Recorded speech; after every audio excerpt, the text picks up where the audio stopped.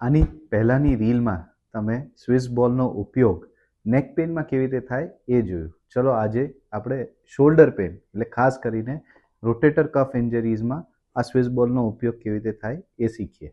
Shoulder pen માટે સૌથી પહેલાં તો આવી રીતે ઊભું રહેવાનું છે, બોલને દિવાલને સપોર્ટથી અને હાથને સ્ટ્રેટ રાખીને. પછી ધીરેથી બોલને પ્રેસ કરવાનો છે. એક સેશનમાં 10 વાર, એવું 3 વખત દિવસમાં. હવે પોઝિશન ચેન્જ કરીને 90 ડિગ્રીઝ ઉપર સાઈડમાંથી હાથ ઊંચો કરીને બોલને તો દિવાલ સાથે ટચ કરીને જ રાખવાનો છે અને એને પણ પ્રેસ કરવાનું છે દિવાલ તરફ. આવી રીતે એક સેશનમાં 10 વાર, એવું દિવસમાં 3 સેશન. પછી એલ્બોથી હાથને વાળવાનો છે અને બોલના સપોર્ટથી હાથને હવે બોલ તરફ દબાવવાનો છે, એટલે કે આની તરફ, અને એને પણ દિવસમાં 3 વાર, એક સેશનમાં 10 વાર.